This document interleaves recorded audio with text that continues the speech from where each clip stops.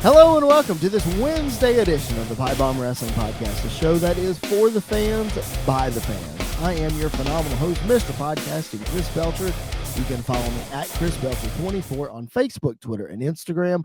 The show is at PBW Podcast on those platforms as well. Make sure you give us a follow. Make sure you subscribe to the BodySlam.net YouTube channel. That's where you get the video versions of our show. If you just want your audio format, SportsWire Radio is the best way to take care of that. Support them as well. But if you just want your traditional apps on your phone, the easiest way is to find us over at Apple Podcasts, Google Play, Anchor, Spotify, and many more.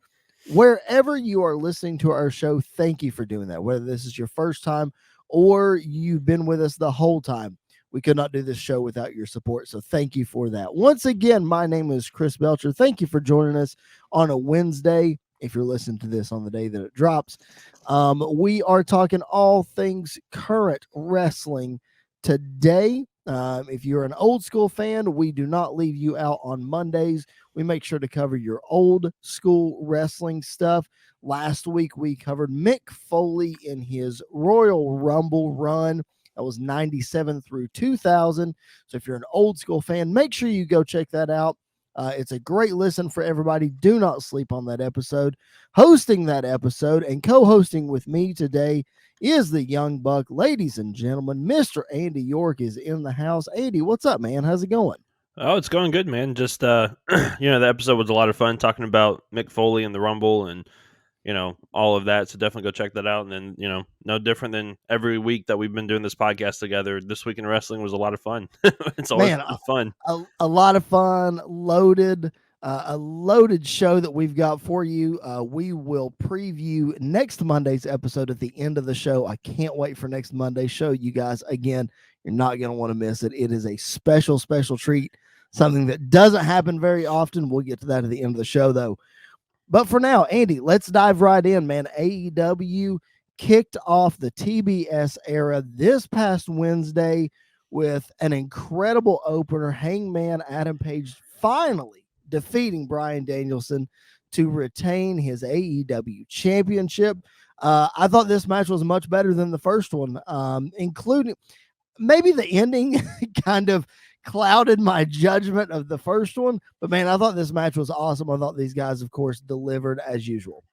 Yeah, their first show on TBS, their first, Dynamite of the year, and they've already kind of given us a possible match of the year right out of the rip with Hangman Page and Bryan Danielson. It was, like you said, it was probably better than the first one. I didn't mind the first one. I didn't mind the 60-minute draw, but this one I think was better than their first one. It's the first time I've seen Bryan Danielson bleed in a long time, and he was bleeding like crazy. Yep. And all those stiff headbutts and everything else, and it was one of those matches where we got to see the American Dragon Bryan Danielson come out, because we're still kind of conditioned to the WWE Daniel Bryan, and so this was kind of like one of those, not the first times, but it was I think the biggest time that we've seen the stark difference between the two guys, and it was such a great match. Hangman Page is definitely deserving of being the AEW champion. And I love the fact that he beat him in like 37 minutes, I think it was, something like that, which I like that they were teasing the 60-minute with the three judges, and then it just went like 37 minutes. I think that was really smart. Yep. And it made Page look like $1 million. I think it's really interesting because Bryan is one of those guys one of the few guys really, and you'll know this better than me being the indie darling, so point out a couple other people if you think of them. But Bryan is one of those guys where he was a huge, huge star on the indies. And then he made it to the big time and became an even bigger global star. And now he's back on the indies trying to not necessarily forget what he did in WWE, but he's trying to remind everybody what he's capable of outside of the structure of WWE, if that makes sense. Yeah. So I feel like the points that you made, we're still trying to get conditioned to the American Dragon versus the Yes Man and all this other stuff. Yeah, I think you probably could throw Punk in there as well, because Punk was Yes, Punk was the big indie darling, and then got put into WWE. Made it to the big time, and then his name was known worldwide. I think it was kind of already known worldwide, but it was definitely Yep. known worldwide by the time he's in WWE and leaving WWE. And now we're kind of seeing a different side of him in AEW as well. Um, Maybe AJ Styles to a point, but AJ Yep. was also known world round because of New Japan and Ring of Honor and all this other stuff as well. But there's just only a handful of guys that have been megastars on the independent scene while also being in WWE, and it's really cool that we're getting to see kind of what brought Daniel to the dance, what brought Brian to the dance. We're seeing that now Yep. in AEW again. And I feel like guys like AJ Styles, you mentioned him, and Adam Cole, for example, Yeah. and Johnny Gargano, and Gargano will be interesting to see where he signs to see how all that works. But the point I was going to make was I don't feel like Cole and Styles changed very much when they got to WWE. AJ is still pretty much kind of the same guy. And Brian, while you saw elements of the American Dragon in WWE, he turned into, I don't want to say he didn't have a character on the indies because I didn't follow him as much, but he developed some sort of character, and now he's trying to not make you forget about him, but remind you what got him to the dance, like we said. So great effort by both of these guys. I thought this match was fantastic. Of course, we can't not talk about the main event of Dynamite, the Jurassic Express finally winning the AEW Tag Team Championship. But it comes with a cost. Ray Phoenix and that arm. Oh my That's hard gosh. to watch. It's so hard to watch. Man. And for it to only be dislocated, oh my man, like he dodged a huge bullet. Yeah, it was rough to see that. And it was, it seemed like just a normal table spot at first. And then when I saw him out of the corner of my eye, like grabbing his arm and then pointing at it, and I was like, that's not good. Yep. And then they showed the replay of it, and it just, I don't Dude, know how he didn't break it. They showed the replay a zillion times. I know they did. And I'm okay with that, but sort of. But it was rough. And then you could see, like, because they cut to after the match, they cut to like Jericho, and they cut to a couple other guys, and like you could see Jericho's face was like worried, and then he realized he was on camera and would start smiling and clapping and doing all of that again. But it was rough. Yeah, I thought the ending of Dynamite was really interesting. Forget the arm spot, but the ending where they showed a bunch of different people kind of lined up to take on the Jurassic Express or whatever. Did you draw anything else out of that, or what do you think it was just for the new TBS audience? Maybe, okay, here's our tag team division, here's who's coming after these guys, yada yada yada. Maybe. I think it was probably a mix of both. I think the most interesting one was Malachi Black being shown, because I think that almost indicates that Brody King is more than likely going to show up at some point in the next couple of weeks to align him and Malachi Black together to go after those tag titles, which form the House of Black, please. I am ready for that faction. We talk all the time about how AEW used to have too many factions. Now it doesn't seem like they have as many as they did. So I think introducing the House of Black as a faction would be amazing to see that. And then, I think Jericho is also very interesting, because I don't know exactly who his tag partner would be other than Hager, probably. But even then, I think that would be something different for him to do, kind of leave, because I think the main event scene and some of these other feuds that we have don't really need Jericho, and Jericho going to the tag division would be a lot of fun to see that as well.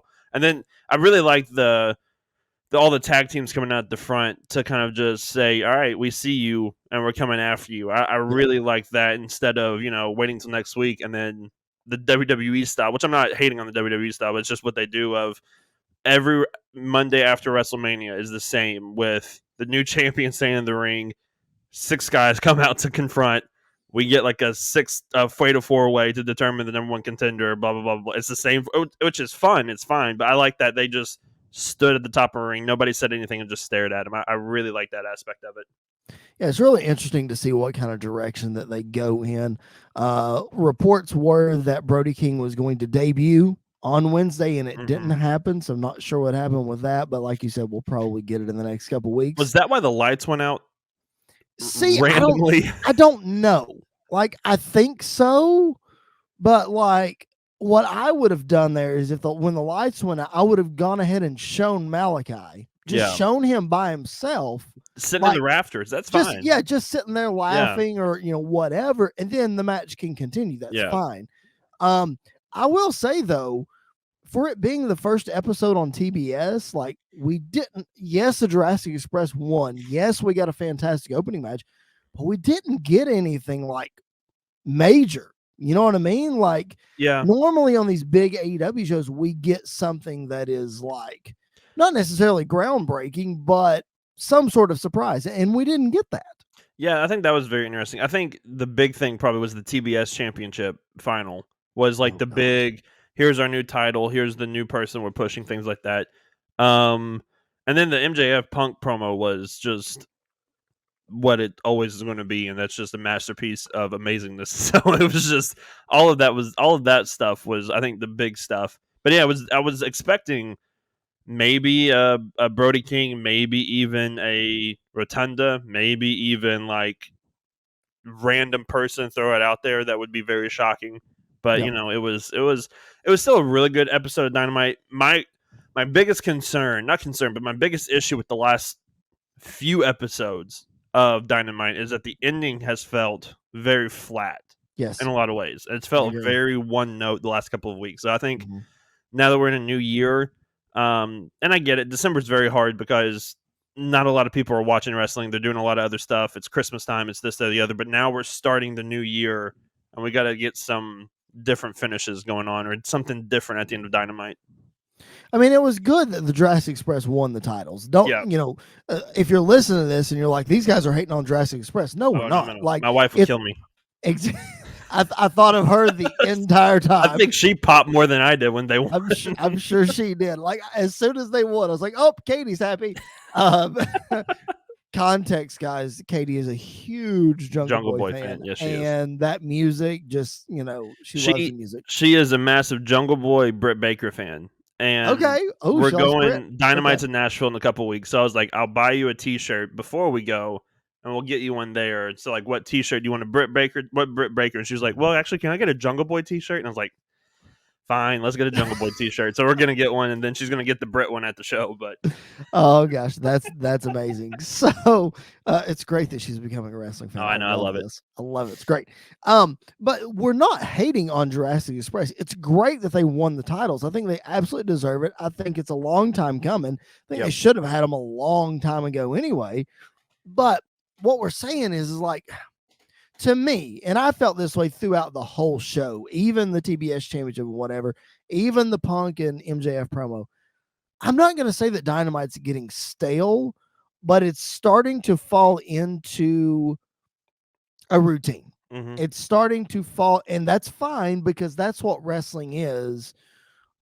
But it maybe it's because we got so many surprises right in a row. And maybe it was like we're expecting something crazy to happen. And when something crazy doesn't happen, we're like, oh, man, what was that? Yeah. So maybe that's where we are. But personally, man, like outside of the opening match and the closing match, I didn't like this episode of Dynamite. Yeah. I thought it was not good. I think the opening match and the closing match, obviously, and I think the finish may have been very abrupt because maybe due to the injury, maybe because of the arm injury, they had to just call it really quick, and that's nobody's fault. I mean, there's nothing you can do about that. You got to call it quick, and because we saw the same thing happen on Rampage with Jake Atlas and Adam Cole. When Atlas hurt his knee, they called the finish really quick, and that's nobody's fault. It's just part of professional wrestling. I think the opening match, the closing match were really good. I really loved the Punk MJF promo or the Punk MJF section where Punk came out and cost MJF a match, made him lose, and that was like the first disqualification that I can remember in Dynamite history, and it was just all of that was just, it was brilliant and smart, and I loved that section of it. But I agree, I think the rest of the show kind of, I don't want to say suffered, but it kind of was just, we moved along, nothing really happened until we got to the end. Well, I feel like that you mentioned Jericho earlier in the tag division. Okay. Let's park there for a second. I'm okay with that, but I don't feel like that 2.0 is in Jericho's league as far as the tag division. You know what I mean? Yeah. So, like, the booking of him right now, I think sucks. Yeah. So, if you're going to put Jericho in the tag division, he needs to have a formidable partner and a formidable opponent. Like he Yeah. needs to be, push him right up there with Jurassic Express, push I him right up there with the Luchas, or Yeah. whatever. I think Rampage is really interesting too because it also seems like we may be getting a Jericho Eddie Kingston feud, which that would be that's great. fine. I That's think fine. that would be a great way to go. And maybe this tag stuff is kind of, a Jericho Eddie Kingston tag team. I think would be very interesting Oh my to see that. I gosh, think that would be a lot wild. of fun to see that. And this may be building towards that with 2.0 attacking them and all the other stuff that happened on Rampage. But I think if we're heading in that direction, that's fine. I think 2.0 is a great jumping off point for a lot of people, and I don't mean that in a bad way to 2.0. I mean, they are what they are, and they're going to be there to build feuds for other people, and I think that Right. we could see the start of that here with maybe in 2 weeks we get Jericho and Kingston versus 2.0, and then we start getting Jericho and Kingston matches together, kind of building towards maybe a title feud, maybe for a shot for the title, and then Kingston turns on Jericho or Jericho turns on Kingston, and then here we go with that feud now. And so I Right. think you could go a lot of different ways with this. Oh yeah, I'm not gonna knock a Jericho Eddie Kingston feud. I just don't like him being saddled in the mid card. Yeah. Very much like I don't like Malachi Black feuding with the Varsity Blondes. I think Yeah. that's garbage. I mean, you had this guy. I've been vocal about not liking his booking on this show before too. You had a guy come in as good as he is, as hot as he was, as a monster as he was, Yeah. squashing Cody Rhodes in 10 minutes, and now he's dealing with nothing against Brian Pillman Jr. and Griff Garrison, but come on. I think it's all just a way to get Brody King in. I really do. I think it's all just a way to kind of introduce Brody King, and then maybe like because we were texting while Dynamite was going off the air, like Pac joining the House of Black would be great. Right. I would love to see a lot of these different people start to join the House of Black. Butcher and the Blade are like a perfect fit. That's perfect for a House of Blade. Put the Bunny in there too. Like they're all a perfect fit for the House of Black. If you made this a disease faction that spread through AEW, that's such an interesting thing. That's such an interesting thing. And if they go that way, I think that's so smart for them to go that way. But it seems like we're just trying to get to the point with Brody King debuting. I don't know why it's taking so long for him to debut. Right. But it seems like we're building to that point, and then from that point on, I feel like we're going to be on the races for this thing that we're going to get with the House of Black with Malachi Black. And I agree. I think they can make that huge. They can make it Ministry of Darkness-esque very much. But to me, like Malachi needs to be that untouchable monster. Yeah. Like if he is in a match at all, like it needs to be over with within 5 minutes. Like done. He needs to be built up as a monster. So like finally when Hangman Page comes in as the champ, he says, "Look, you've been running over this place. It's time for me to put you in your place." And then you're finally like, oh my gosh, is Malachi going to squash Hangman, or how is this going to play out? You know what I mean? Yeah. So I feel like that just, I don't know. I'm just not a fan. Let's talk about, you mentioned Rampage, Adam Cole and Jake Atlas. Terrible about Jake Atlas and his knee. Hopefully it's not as bad as it looked. Yeah. But then you had the trio street fight at the end of the night. But let's talk about Battle of the Belts, because we saw Sammy Guevara win the interim TNT championship in a really incredible match against Dustin Rhodes. That dude is timeless. I love Dustin. He doesn't get a lot of respect. That dude can go. Yes, oh my goodness. And it helps obviously that he's in the match with Sammy Guevara. Really interesting. I looked at this match and felt like, man, is it just because Dustin's in there, or is Sammy working as a heel? Could we see a heel turn here? I hope not, man. I really hope not. They gotta stop. They gotta start with this whole Cody run, like as a heel. I think that's more interesting than Sammy, because it's obviously the fans are 1,000% behind Sammy and not behind Cody at all. And so I think that would not be great for them to turn Sammy heel to try to save Cody. Right. I don't know what's going to happen though obviously because Cody I think was in COVID-19 protocols, so that's why he missed the match on Saturday. So I don't know what to expect from that. But it definitely seemed like he was wrestling more of a heelish style, which was interesting. But I hope that they're not turning him heel slowly. Right. I think this sets up for obviously 2 + 2 = 4 here. This is a ladder match waiting to happen Oh yeah. between Cody and Sammy Oh yeah. to unify the titles or however they're going to phrase it. Man, anything else from AEW from this week that you want to add before we move on to the big folks up in New York? Britt Baker is amazing as always. She can be AEW Women's Champion forever, and I'd be okay. She really should. I would be 1,000% okay with it. And then also the Andrade promo where he called Sting Mr. Sting and his little boy Darby. That was just was hilarious. That was awesome. That was really good. Let me ask you about real quick. I glossed over this because I want to save the Ruby and Jade discussion for the end of the show, if you catch my drift. But Ruby not winning the TBS championship. Do you think that's a I don't know how to say this. Do you think it's because she's so over that they feel like she doesn't need it, so they can just beat her and it's not going to hurt her?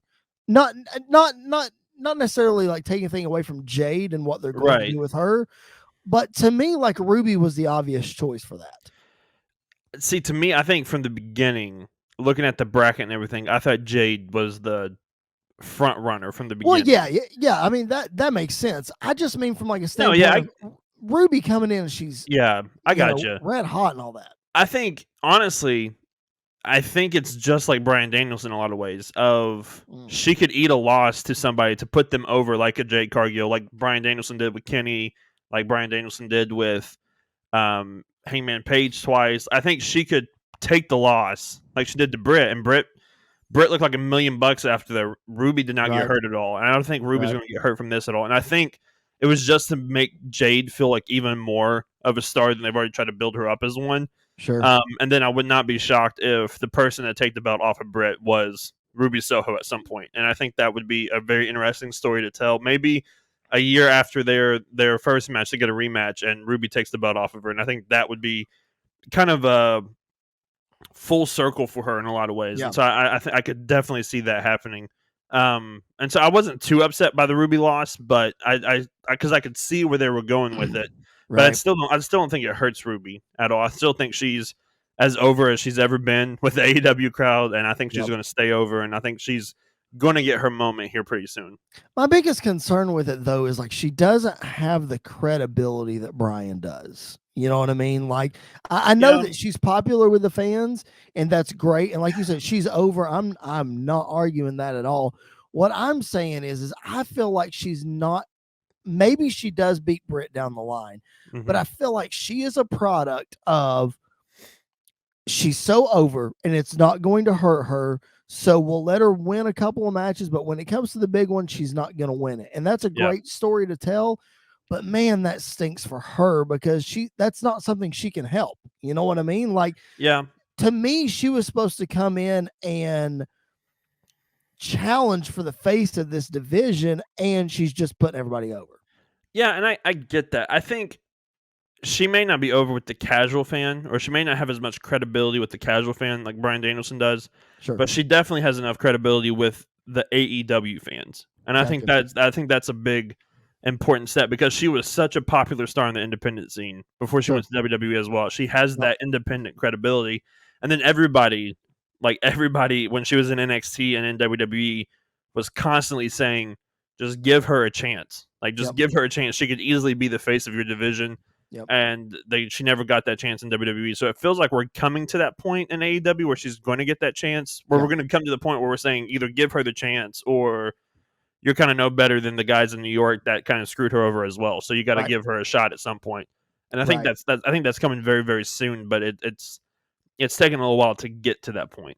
I hope so. And I don't want this to sound like me being the WWE shill and saying, oh, well, everybody that comes from WWE just needs to be pushed to the moon and they need to be your stars, because I've been vocal about Malachi. I've been vocal about Adam Cole. We've had discussions about Miro, all of these kind of guys that were like, why are we not seeing more of this? Right. And so I don't want it to sound like that I'm just saying they all need to be pushed.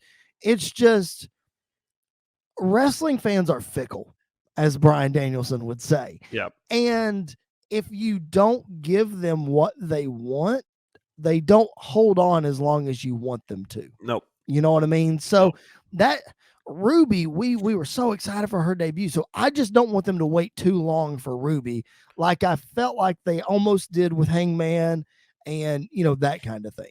So I don't want her to be a product of slow AEW booking, Yep. Okay. That's my rant. I'll move on. If you're just now checking us out, welcome to the PipeBomb Wrestling Podcast. This is the show that is for the fans, by the fans. If you hear us talking about all of this nonsense and you're like, well, why didn't they talk about this or why didn't they talk about that? Shoot us a message on social media. I'm at Chris Belcher 24. Andy is at Andy_PBWP. The show is at PBW Podcast. So drop us a message, drop us a comment on social media. Let us know what you want to hear about. Otherwise, we're just talking to hear ourselves talk here. But just make sure that you interact with us on social media. That is the best way to know that we are pleasing you as a listener. But thank you so much for checking us out, whether this is your first time or you've been a long-time supporter. We appreciate it very, very much. Once again, my name is Chris Belcher. Andy York is with me, as always, breaking down everything current in the wrestling world as we move to the WWE. Some big news out of the WWE.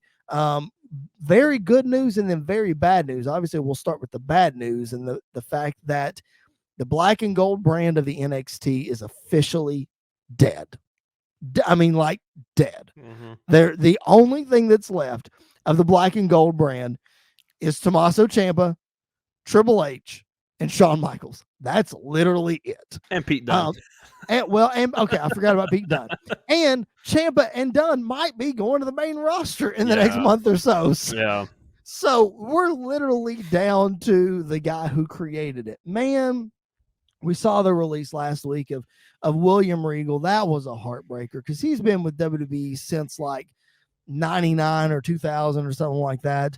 Obviously, the Road Dogg was one of the leading creative producers. Scott Armstrong, longtime referee. NXT creative director Dave Kapoor. He's had a lot of roles in the company. Mm-hmm. Wrestlers like Danny Burch, Timothy Thatcher, some other coaches and writers and stuff. Man, what a sad day for the NXT brand.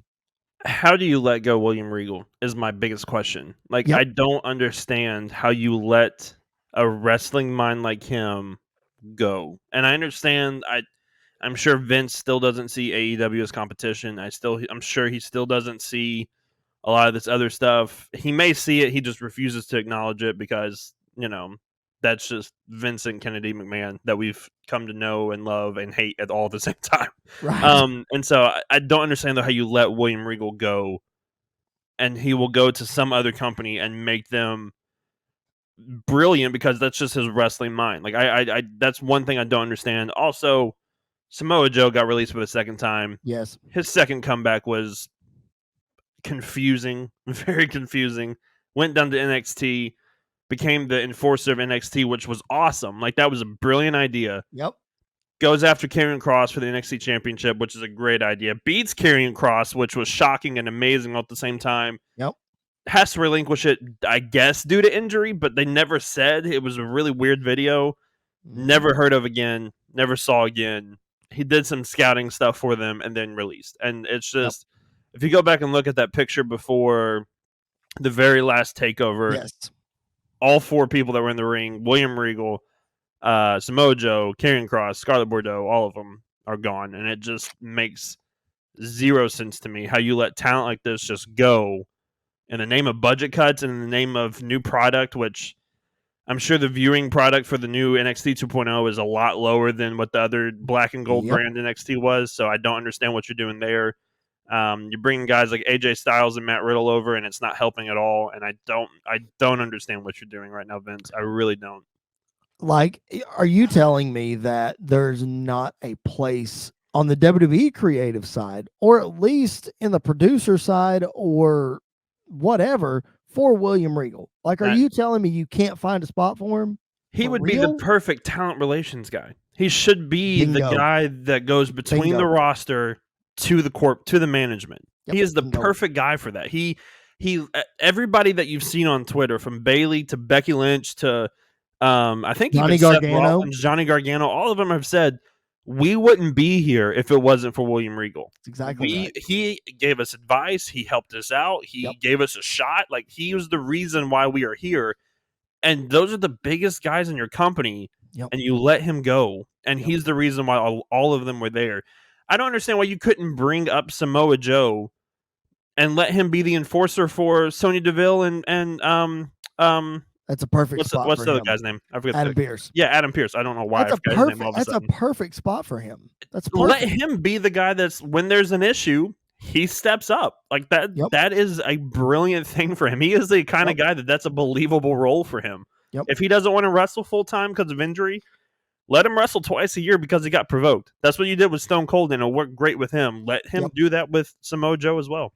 Last week when we were recording our Mick Foley episode, I asked you this question, but I told you don't answer it because I'm going to save it for the podcast, and I'm going to bring it up now because, I mean, it's the question that everybody's asking, and you know, we need to ask it. It's like, how in the world do you look at what the Black and Gold brand built, what Triple H and Shawn Michaels and Matt Bloom and all what they built with the Black and Gold brand from 2014, I could be off on that date.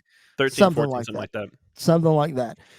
From then until, let's say, 2020, how do you look at that and feel like it needs an overhaul? Like, how?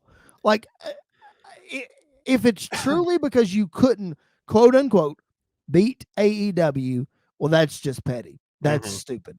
Yeah. Because every other move that WWE makes is based on themselves. And they're trying to take care of themselves because AEW is a wrestling company. WWE is an entertainment company. Like, there's no bones about that. It's what it is. Exactly. So why on earth would you single out arguably the hottest part of your show? Takeovers were insane. I've been there. The crowds they're crazy. Nuts. Yeah, you've been there too. Yeah, you were at War Games. So crowds are insane. The support for these guys is ridiculous. Why in the world do you feel like it needs an overhaul? That is honestly my biggest question, is because for years, literally years, NXT was the most consistent and the most well-received product that WWE has had, maybe ever. Because the wrestling was consistent from top to bottom. The stories were consistent from top to bottom. You were making stars each and every takeover. Like Keith Lee went, Keith Lee went from being, I'm not going to say nobody, but he went from having one or two matches to having those string of matches with Dominik Dijakovic, and then all of a sudden the rocket was strapped and he was flying to the top. Adam Cole came in and he was strapped straight to the top. Johnny Gargano, Tommaso Ciampa, Drew McIntyre, Seth Rollins. Street Profits. Like, I mean, the ladder match that they had, I don't remember who they beat for the tag titles, but that ladder match, it was like a four-way. It was like the Street Profits, and it was the Forgotten Sons, which I completely forgot about until this very moment. Undisputed Era was in it, and somebody else. There's a fourth team in it, but it was a match that they were not supposed to win. They came out of nowhere. They won, and they became one of the hottest things in NXT. I mean, you had Finn Balor, you had Samoa Joe, you had Seth Rollins, you had Dean Ambrose, you had Becky Lynch, Bayley, Charlotte, Sasha Banks, Asuka, Ember Moon, Io Shirai, Big E. Like, the list goes on and on and on.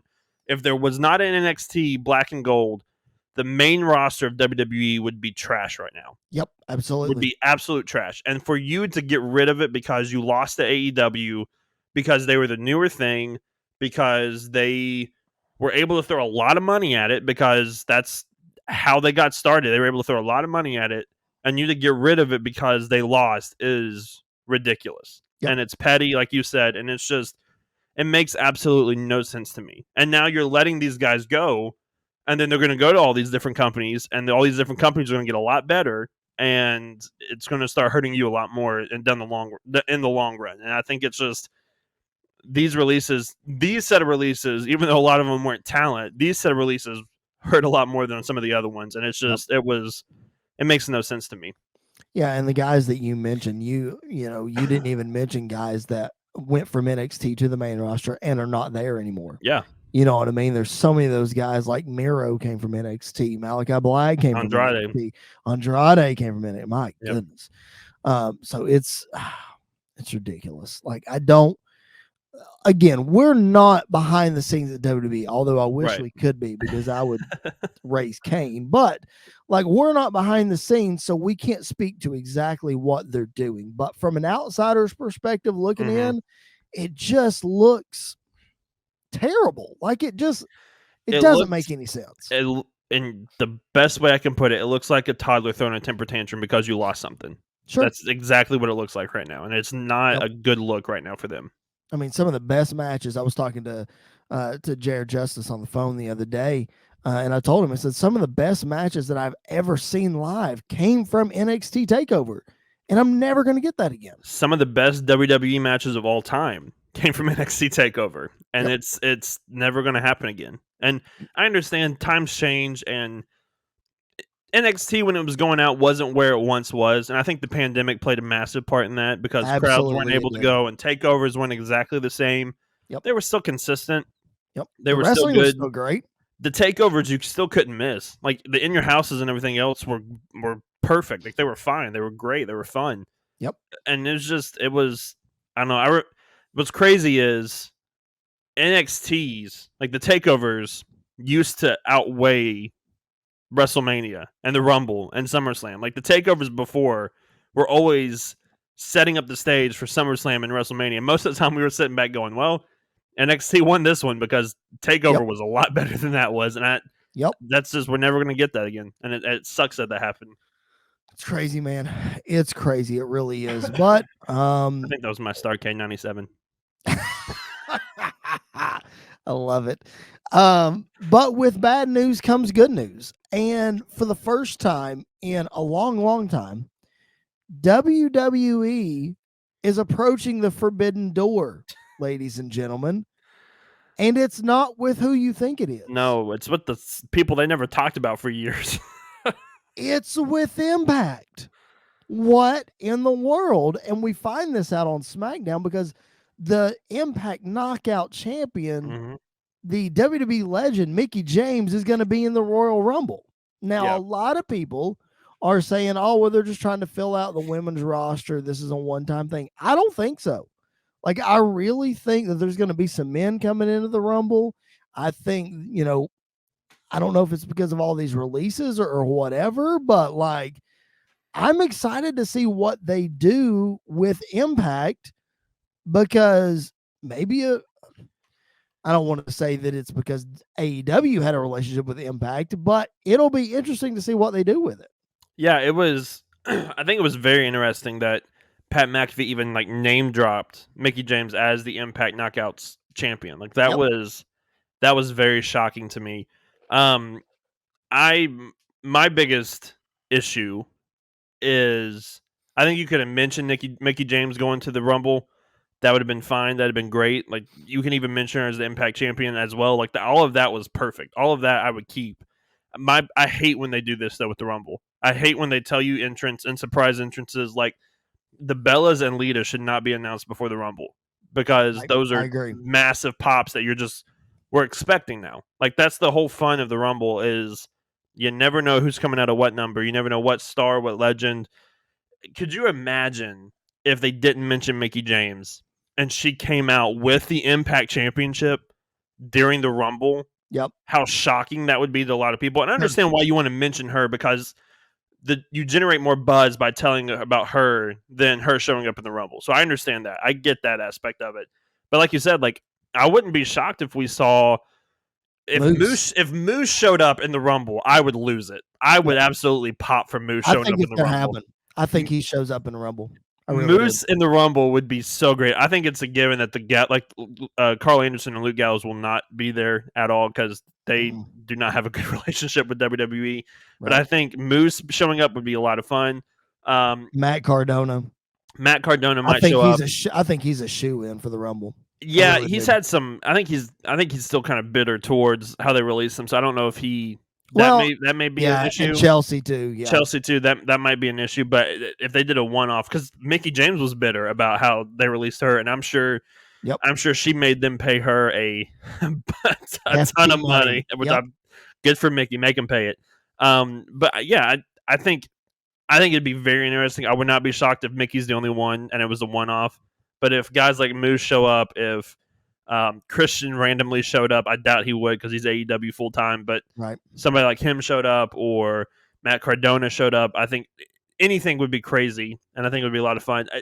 Like I said, though, if they could get Jericho to show up, they got him for the Skull Session. If they could just get him to show up for a Rumble and just come out, that would be the internet would explode, and I think it would be just fun to sit and watch it happen. Yep. I think it would be great too. I mean, I'm interested to see where they go. I read somebody made a comment online and said WWE has already mentioned Impact more than AEW ever did. So that's a very fair point. It is. So it'll be really interesting to see how this relationship continues. If it does, it could just be a one-off. It could just be Mickie James, but we can dream, right? Yeah. Impact may be the smartest wrestling company of the last year. And that's weird saying that about Impact because they've had so many stupid business decisions over the years. But they've worked. I'm sure you have the picture. They've worked. I do. I'm so glad you brought that up. Different major companies in the last year. That is just ridiculous who they've worked with. I forgot about it. Let me find this for. Let me see. Hang on. Where did it go? Here it is. Okay.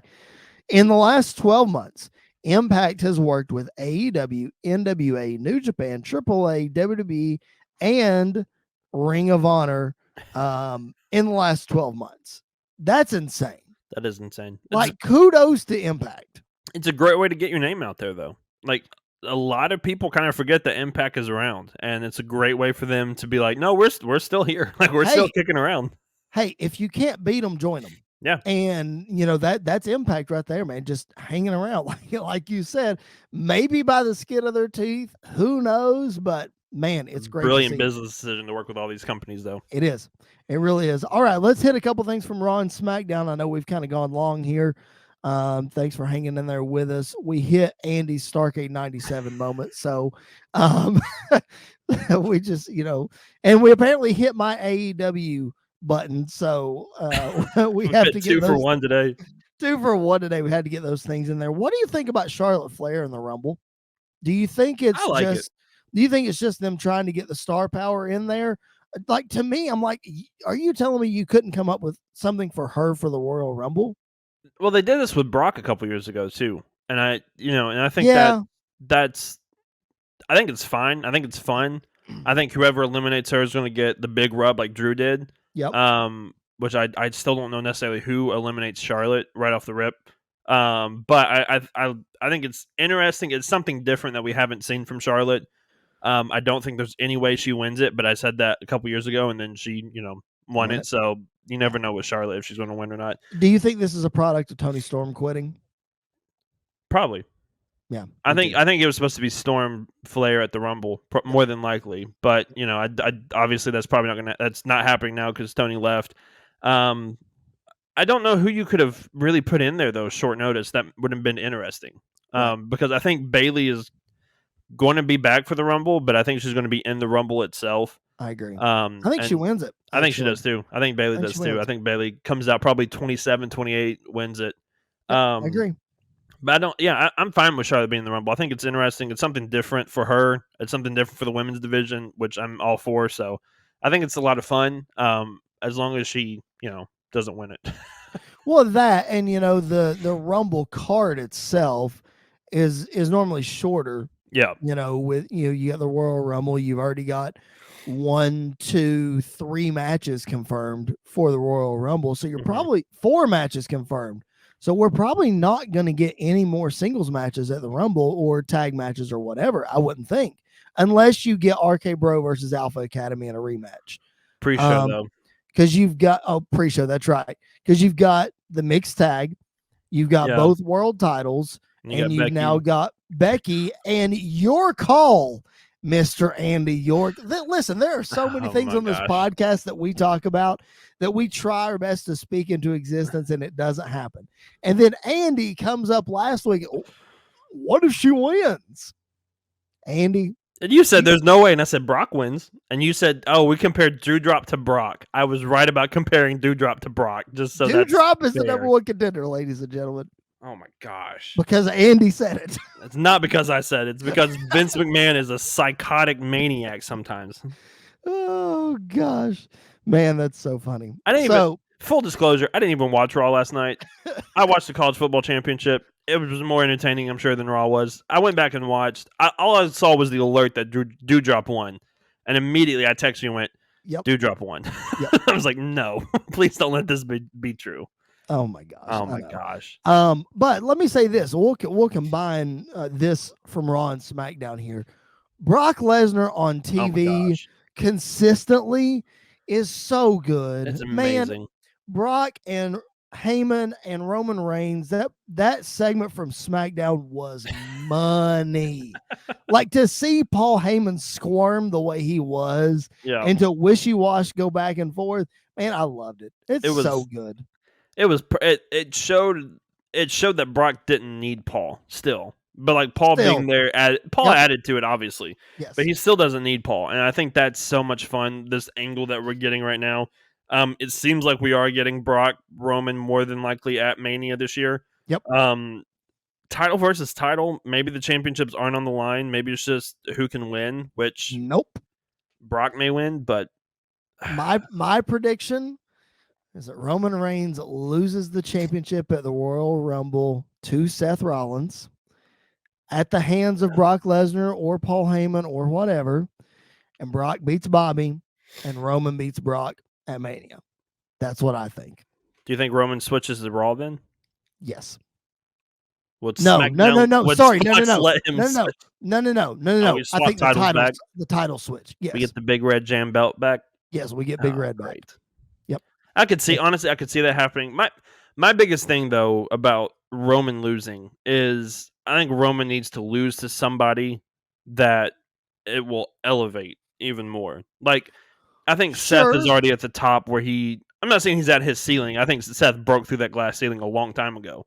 But I think Seth doesn't need that extra rub. Brock definitely doesn't need the extra rub. I think you could give Roman's loss to a Cesaro and all of a sudden he's a star. You can give it to Kevin Owens. He's already he's pushed up even more. But you take the chance on people not buying it. You get what I mean? Yeah, that means you have to put in the work to build up somebody else. And I get that. I think you could establish somebody else, an already established name, have them win, and maybe elevate them a little bit. But my thing is, we haven't seen a championship reign like Roman Reigns since Hogan. It hasn't been since that long since Hogan. Maybe even like more dominant than Hogan in some ways. And I just don't want to see. Brock already got the Undertaker streak. He did not need that. So, you don't have to give that to him. And I don't know exactly what they're going to do. I think WrestleMania would be great if they ran back that triple threat from 31 with Roman, Seth, and Brock. I think that would be really interesting to see that as well. But I honestly have no idea what to expect from the Rumble, which it's fine and it's great. And I love that. It makes it so much more interesting to me. You know what I'm going to expect sometime between WrestleMania or Royal Rumble and WrestleMania is what you always say is the main eventers end up in a tag team. Roman Reigns and Brock Lesnar is the tag team. I can't wait. I need that though. That would be I'd be fine with that. Oh, that's the one moment where I'd be like, please coexist. Please coexist. Right? Please work together. The Brock Roman tag team is everything I need. Man, Samoan Beast is what they need to call it. The Tribal Beast. The Tribal Beast is their tag team name. Oh my gosh. The promos and the interactions with Paul Heyman in between is just that just give me more of that. And then at Mania you could put Paul Heyman on a pole and the champion gets Paul Heyman as well. Oh my gosh. Or at least in a shark cage suspended above the ring. I mean, that would be so good. All right, there are so many things from Raw and SmackDown that we did not hit, but we are running short on time. I mean, Nikki ASH turning heel, the Alpha Academy winning the tag team titles. My goodness, the Usos and the New Day, and just all this crazy stuff. But before we go, we got to hand out high spots and turd sandwiches, the highs and the lows of this week in the wrestling business. A loaded week, so there's got to be some stuff we like and some stuff we don't. Andy, I'll throw to you first and your turd sandwich from this week in wrestling. Oh my gosh, I've got two really quick. One is spoiling the surprises of the Rumble is just. Okay. I absolutely hate that. I hate when they do that every year. I also hate when they tell us who number 30 is. Like the surprises of the Rumble should stay the surprises. So I agree. Show us, don't tell us is perfect. And then Doudrop winning. Like, I get it. You want to see somebody else other than Bianca and Liv. You could have found a different, and not Doudrop's a great wrestler. I love Doudrop. I think she's really good. But she has lost so many times up before this. It's not believable. Like you mentioned before. You could have found somebody else to put in this spot, and I think it would have worked really well. A turd sandwich, I mentioned it earlier, is the Jade Cargill Ruby Soho match. It was really hard to watch for me. Jade is so green, and to me, she made Ruby look bad. I'm not a fan. I think it's too early to put a title on Jade. You could have still built her for another year and it wouldn't have bothered her. But it's not time. I don't like it. It just made Ruby look bad. So that's why I got fired up about Ruby earlier, as I just feel like that all the momentum that she's got is not necessarily got squashed, but it just made her look really, really bad, especially to a casual fan. That's mine. High spot of the week. Best moment in wrestling this week. What you got?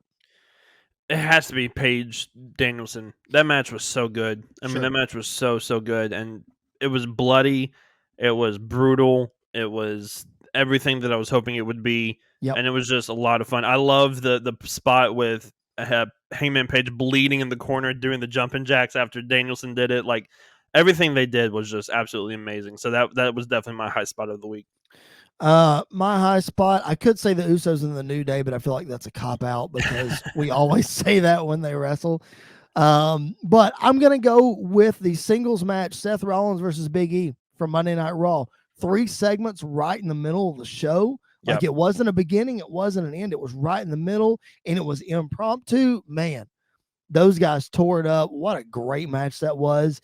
Do yourself a favor, guys, especially if you listen to this podcast just for a recap of the show, or you listen to a Wade Keller or a Solid Monster for a recap of the show.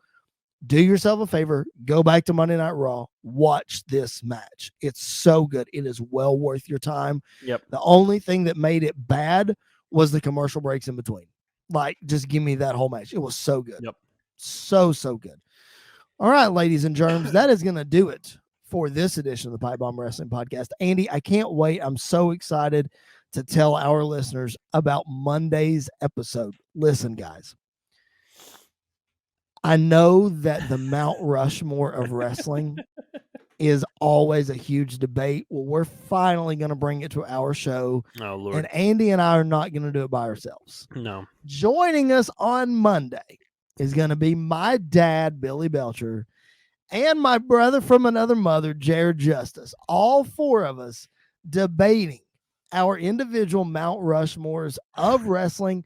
Andy, I can't wait. This show is going to be so much fun. Yeah, we need to establish the criteria of what we're looking for and everything, but I think it's I don't think we're going to have 4 of the same Mount Rushmores. It ain't even going to be close. I think we may have 1 or 2 maybe on everybody's. Maybe 1. But I think I'll go as far as saying 1. Yeah, but it's going to be something. It's going to be a lot of fun. I'm sure mine will get a lot of hate. I'm sure everybody's will get a lot of hate, and that's the fun of it. That's the fun of it. It's going to be great. Listen, you guys, you do not want to miss Monday's show. It's going to be a blast. Make sure you subscribe to the bodyslam.net YouTube channel so you can get the video version of it. Or if you just want the audio, of course, it's going to be available on SportsWire and wherever you find your podcast. Make sure you keep it tuned in right here. Hit that subscribe button. Follow us on social media at PBW Podcast. Andy is at Andy_PBWP. I am at Chris Belcher 24. Thank you so much for joining us today on the PipeBomb Wrestling Podcast. We will catch you guys down the road.